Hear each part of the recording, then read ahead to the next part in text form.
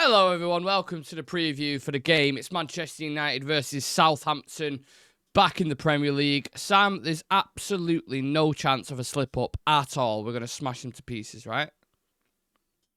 We are covering United here, right? Yes. This is not a new United, some might say. Yeah. I wouldn't trust United not to provide a slip-up. Let's put it that way. Interesting. Well, look, we can take at least some positives because we have been impressive away from home. We have put in some massive performances at the Etihad, at Liverpool, at the Emirates. But obviously the caveat with that is, and what we've already spoken about, is then the pressure to execute on home soil against a team who are effectively just going to defend with 10 men.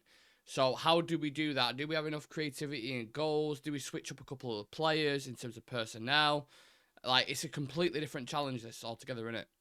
Yeah, and we also didn't win those games at the Emirates or at Anfield.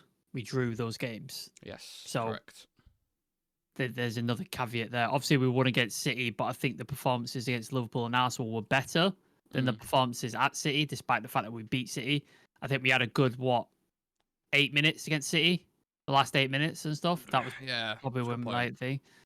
Otherwise, we were pretty much like getting dominated for most of that game. Yeah, I think there is goals in this squad. It's just not coming from the likes of Rasmus Højlund and Joshua Zirkzee, is it?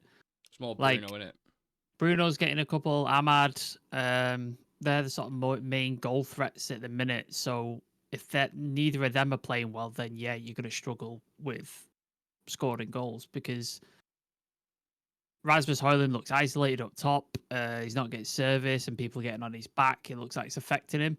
Obviously, Zirkzee had that Newcastle game where his own fans booed him, but he looked renewed with confidence against Arsenal. I thought he had a really good cameo. Obviously, scored a penalty. Nutmegged Saliba twice, which was amazing. I keep watching that clip. So he seems like he's got a bit of confidence. I don't want to spoil my sort of team selection, but he could be the one that maybe you put in the squad. Interesting. Yeah, you cast your mind back to the first games for this game mirrored when we played them at St Mary's. A lot's changed since then, hasn't it? So Erik ten Hag, of course, being in charge. He was in a bit of a weird run of form with the games before it. It's still uncertainty after such like a positive summer. But one of the positive lights was the fact that Manuel Ugarte featured in the first team on the matchday squad. Yeah, for the first time. De Ligt started for the first time. Scored as well in the Premier League. He scored as well, yeah. Yeah, scored in that game. But on Ugarte, how do you think he's settled in now? I think he's fantastic. He's up there with Mazraoui for me in terms of like quality players and players who are super important to this team. You saw against Newcastle how badly we missed him, like through suspension, like how bad that was when he wasn't there. And then you saw against Arsenal, he was snapping people, he was breaking stuff up.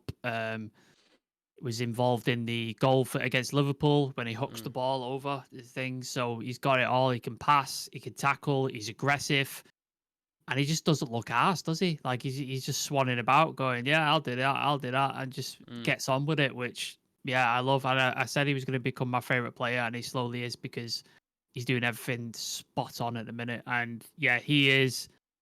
With Mazraoui, he's one of the first names on the team sheet now. Like you build that around, you go Mazraoui, Ugarte, right? Who else can we put in this team and set it up? Because they're the first two at the minute. Because yeah, he's been for nothing short under Amram. He's been nothing short of flawless for me. Yeah, it's weird for a guy who puts fires out. He's very I don't know. He has got that fight in him. You saw that at Liverpool. Oh yeah, with Havertz and stuff. He's definitely got that in him. To be fair, Havertz put his hand around his neck. Oh yeah, first. Like he didn't start it. He like was worried. He'll put the fire out, but he doesn't start the fire. Like he was like, "I'll finish this, mate, but you start it. I'll fucking finish it." He's not an arsonist, but he'll put the fire out. But you can see that in his game. Every time I look at his body language, or it's just like a regular date. It's like he's going shopping. Yeah. He doesn't seem fazed by any atmosphere whatsoever, and that's why I was discussing on the afternoon show before. Like, it's weird that PSG didn't trust him in the big games because he feels like a perfect big game player who will turn up, and we've already seen that. Well, we saw it at Sporting Lisbon. The reason he went to PSG was because of the performances he was putting in at Sporting Lisbon. Like he was one of the top young rated defensive midfielders at the time, and that's why he went to PSG. Same thing's happened to Nuno Mendes, hasn't it? He played absolutely extremely well at Sporting Lisbon. He's gone to PSG, not really fit in, doesn't quite like the environment, and we've been linked with him because obviously he worked under Amorim and is also a left wing back. So I think again we've spoken about this before. PSG is an outlier in terms of players going there. Like you could well see Kvaratskhelia, I think is a done deal now to PSG. He may well go there and just flop. It But don't we make know he's sense not him going there no, though. no. Really. But we know he's a great player. We've seen it for Georgia, for Napoli. We know he's a fantastic player. But he could well go there and not make a dent in it because that's what PSG is. Like that's just who they are. It's a weird team, man. It's such a weird team. I will be interested to see if he does get picked, Ugarte, in this one, because I think selection in general He has to. It's going to be interesting to see how he's kind of tinkering. We'll discuss that in a moment. But you mentioned Joshua Zirkzee before, and obviously that's going to be food for thought, given everything that happened in the Arsenal game. And not only that, how Southampton are going to set up under Juric. They're going to be, like I said before, 10 man behind the ball. So you want to move pieces of that defence around. And someone like Zirkzee could fit into that conversation. Yeah, absolutely. Like I like the cameo that he brought. I enjoyed the sort of like linking up play, dropping deep, the beating Saliba, beating a man, nutmeg and stuff like that. I didn't know he had that in his locker. The pass that he had for Ahmad, where he switched it over and then he ended up getting the pass back from Ahmad that cut across the box and he unfortunately missed with the deflection. That's a lovely passage of play, that. So if he can bring more of that to the team, we should be able to create more, and he got in the right space and stuff like that. So yeah, I liked a lot of what I saw. So if you can bring some more of that and less of what happened at Newcastle, like don't get it wrong, like he was bad at Newcastle, but he wasn't the worst. There was a lot of players on that pitch that were fucking terrible. He was just an unfortunate casualty of that. So if you could bring more of the Arsenal one and less of the Newcastle one, then yeah, he could definitely be a really sort of key player in this game. That's why I think it's really difficult for the manager, because you've seen the drop off when we do rotate, but then you can't just keep playing them. We've got a block of games coming up now every 3 or 4 days, basically. Like we play Southampton on Thursday, we then play Brighton on Sunday, I think it is. Then it's Rangers on Thursday, then back to Sunday, then back to Thursday. Like it's killer, man. I think there's certain players you definitely will rotate. I think Ugarte's he's like a Bruno, isn't he? He just plays and he plays and he just doesn't get tired. Which is mad considering his volume, isn't it? Yeah, like the way and he he doesn't get injured, does he, either, Ugarte? Like he's just don't say that. Like, don't say that. But you saw like Harry Maguire, he played like 100 and odd minutes and he looked fucked when he came off the pitch. Like he looked absolutely knackered. Apparently he was ill in bed for 2 days beforehand, according to Andy Mitten. So maybe that's a guy you rotate out for this game and sort of save him. Obviously Diego Dallo is out due to suspension, so there's another sort of rotation you could possibly pull in. We've spoke about Zirkzee and Højlund. Ahmad didn't play a full game against Arsenal. He came on later on, didn't he? So maybe he's fresh enough to start this game. And then maybe bring Garnacho on later, who again I thought had a decent game against Arsenal. I thought he was all right. So maybe you switch them out. So there's some options there that you can definitely do. You could definitely do some rotation. I'd like to see how much he goes, though. Like, will it be 2 or 3 players, or will he? I don't know, because some of them are forced changes as well, aren't they? I don't want to fuck that midfield up. I don't want to see Casemiro and Eriksen in that midfield. Like, it just doesn't work. It really doesn't work. Ugarte has to be in that midfield. If you want to rest Manu and put somebody else there, I can see that, but you can't play Casemiro and Eriksen together. Like, it's just not an option. Yeah, if I do see them two in the starting lineup, by the time that I'll be like, I'm not too sure about this. Even with Southampton, I mean, Southampton, we can talk about them now.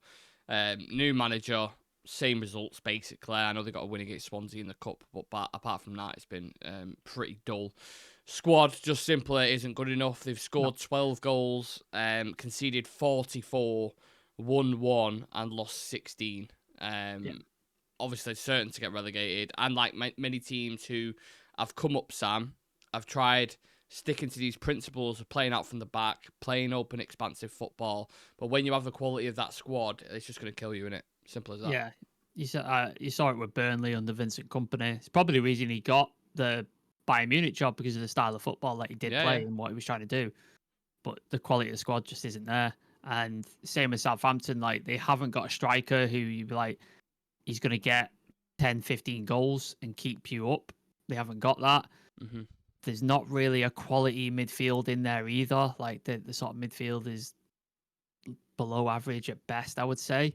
Mhm. And then the only sort of quality sort of keep the person you would have is probably Ramsdale at the goal. But the amount of shots he's probably going to face against Southampton when he's playing in the goal for Southampton, it's like he's obviously going to concede because the volume of shots that he would get against Southampton versus Arsenal it'd be like almost double, I imagine. So Yeah.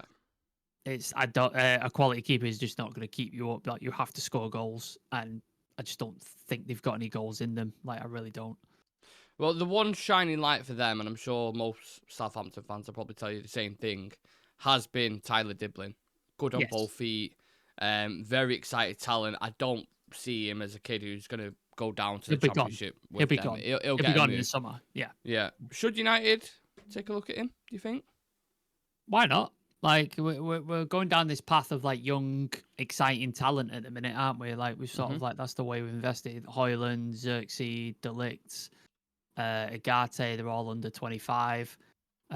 We've just bought Diego Leon. He did his medical yesterday, 17-year-old. Yep. So that's the way we seem to be targeting players, and he sort of fits that mold. He's obviously English. He'd have to worry about visas and all that sort of stuff. I hate the word prem proven, but he's played in the Premier League, so he's familiar with it. Could be an exciting prospect to sort of go down and look at. Obviously, Southampton are going to want a lot of money because that's their brightest star. He's a young player, and they'll be going down to the Championship, so they'll want to make a big dime off of him. So it obviously depends how much they're going to want for him. I don't think they could demand too much because they're going down to the Championship. I imagine a lot of players have got relegation clauses where they can go for a certain amount. I don't know that in his case, but I'd assume it is a possibility. So it depends how much, man. Like if they're going, what was it? The Newcastle player we wanted under Ollie, the Longstaff it midfielder. was. Anyway, what 50, 60 million or something? Yeah, They're asking for.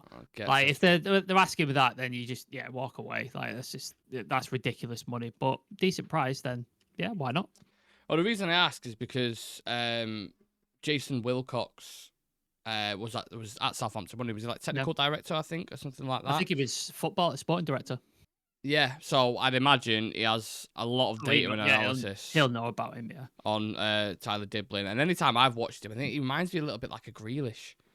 You know, like just both feet kind of before Pep, obviously, because Pep's made him this robotic fucking player. He gave Diego Dallo a rough time, didn't he, when we played them? Oh, he did, yeah, correct. St. Mary's, he had a really rough time against him. So, yeah, like, if you can do it against sort of Dallo, I know Dallo's had his moments where he's not been great, but he is a Premier League level quality fullback, and he made him look stupid. So, yeah, like, he seems like he's got something about him. Other teams over the next couple of days, obviously we've got a couple of games tonight, haven't we? And then we've got a couple of games on Wednesday and then a few on Thursday. I think Brighton play on Thursday as well. But all the teams, Bournemouth, Tottenham, Villa, Fulham, all got really difficult games. Quite a lot of them away games as well, which would lead me to asking, is there a chance now to climb that table with hope behind that? You look at the run that we've got, like you think Southampton, there's no excuse not to win this game. You're at home. You've just come off a really good result from Liverpool and Arsenal. I think injury-wise, I don't think we have any worries besides the obvious of Mason Mount and Shaw. I think everybody's pretty much fit. Maybe Harry Maguire's not thing, but apart from that, I think you've got everybody fit. So there's no excuse to say you have to win this. And then you look at the sort of next ones. Brighton, it's a bogey team for us, it seems to be. We always seem to sort of struggle against Brighton for some reason. So you've got like sort of look at that might be a tricky game. Fulham just seem to draw every single game. So if you can snatch 3 points there, that's a good win. And obviously you've got Rangers, who I'd love to beat. And again, Rangers are not a quality team, but it just seems when we come up against them, they seem to have some sort of fight about them, don't they? Especially in like European competitions, they seem to have something. So yeah, you look at that run and you think we should be getting minimum. How many games? 5 games is this next run of games. Yeah. So you should be getting 3, 4, 5, 6. You should be getting like sort of 10 to 12 points, I would say, around about there. Well, because I like look at the quality of the opposite. Brighton and Fulham are quality this season, but Brighton have fallen off for quite a lot recently, and Fulham can't win a game. So there's room to exploit there. but the other teams are just really low quality, so you should be putting them away. I look at it like Southampton's the one that, like, if you start this run off now, That's why, yeah, no excuse. That's what I said. Has to be. yeah, You you've have got to go and beat them. There seems to be a lot of interest in the Rangers game though. I don't know if I'm missing something. Like, I think there was an old thing when Rangers were in the before it was the Europa League. What was it called? I can't remember. What it was called, the Europa League. I know what you're on about. It's Yeah. not like There was a final. They had the final at Old Trafford, like long time ago. The Rangers fan came down and basically trashed Manchester City Centre. Oh, okay. Pissed everywhere, trashed it, like just Of course fucking. they did. So I think there's just a hangover from that for like Manchester fans and stuff. So yeah, I think there's a bit of that going on. I believe. Well, I don't think we'll be expecting that from Southampton fans. They don't strike me as the type of fans to be doing that. So, but yeah, with everything that's been said, give me your one to watch for this game, Sam, from both sides, please. Obviously, Diplin is one. If he does start, like, he is an exciting talent. So with Diego Dallo out, it's like, is he gonna sort of match up against? That'll be interesting battle to sort of look at. And obviously Ramsdale, I think he is a decent keeper. I'm trying to remember what our record was like when we faced him against Arsenal. I don't know if we scored. I think Ramsdale's record in general is just fucking dog shit, innit, if we're honest. So there'd be two sort of key players for them. And then for United, I think the return of Ahmad, if he does start, I think that's going to be interesting, because I thought once he came on against Arsenal, we started being a bit more threatening. I thought that was like when we started trying to turn the game over. And then Bruno looks like he's in a rich vein of form in a minute as well. Yeah. Played really, really well against Liverpool, had a great game against Arsenal, stepped up for the first penalty, smashed it away and showed you how it was done, and sort of led by example. So yeah, they'd be my two that you got to look at. But equally, like, I could just say Ugarte every week, to be honest with you, and just sort of be like that. But I just wanted to pick somebody else. It does have that feeling that Bruno is in a bit of a hot streak at the moment. Yeah. I do feel like he's starting to peak again. There's a lot of questions being asked at the start of the season, especially from myself, but it does feel like he's turned a new page now. So I went for Bruno Fernandes as well, but I also went for Joshua Zirkzee, because I think he can manipulate that defence, and I think he's going to have a good performance. I've got a feeling in it. It's about time he has a full, like, a start, continue that confidence. Good performance, yeah. Yeah. One player we've not even touched on, and I don't know why I've not brought this up very quickly before we dive into the quick-fire questions. Bayindir. Yeah. What do we do? I think he's the cup goalkeeper. I think that's how Amrin's going to play him. So I fully expect Onana to start. Like, there's definitely a shout for Bayindir to start. Like, after his performance and his heroics against Arsenal, like, you have to sort of be like, if he started against Southampton, I would not be annoyed at that. I'd be like, he's earned his stripes. Like, play him. But I just think he's going to be the cup goalkeeper. I think he's going to play in the FA Cup, maybe the Europa League. And Onana's going to be Premier League goalkeeper. I just think that's how it's going to be, and it seems to be like that in other with other teams as well. But he definitely deserves a shout, man. Like, if he played, I wouldn't be annoyed at it. Yeah. Let's see. 5 quick fire questions for you, and then we'll dive into the predicted 11s. Will Marcus Rashford feature in the squad? No. Okay.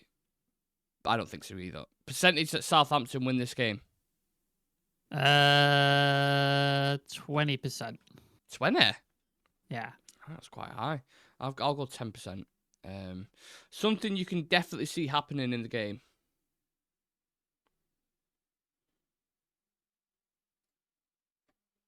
Ugarte getting a yellow. Okay.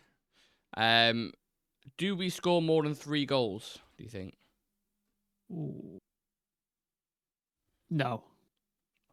No. Okay.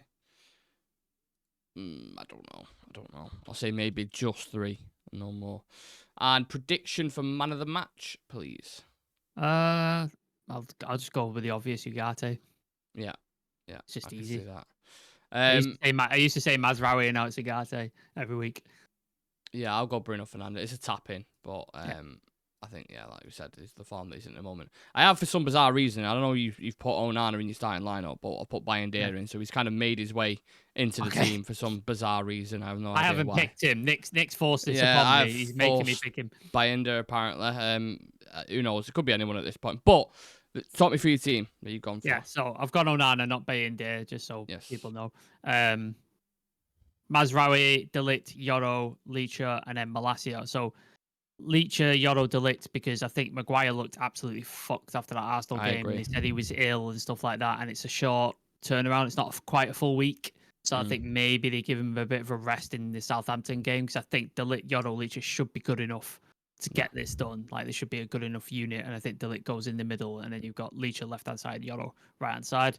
Malacia to replace Diego Dallo, because we have nobody else. Like, who else you pick? Unless you put Mazraoui there and then you put Ahmad at right wing back.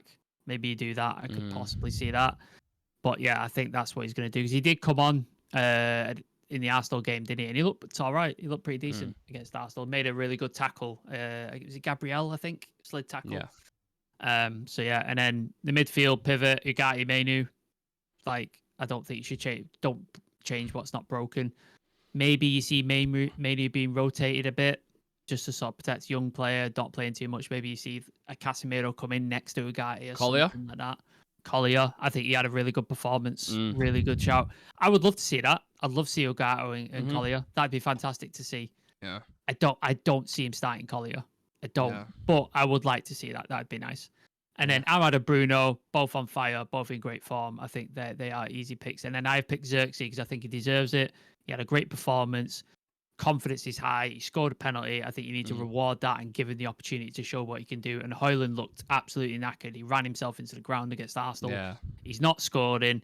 Frustration. Take him out of the limelight a little bit. Give Zirkzee an opportunity. So, yeah, that's my team.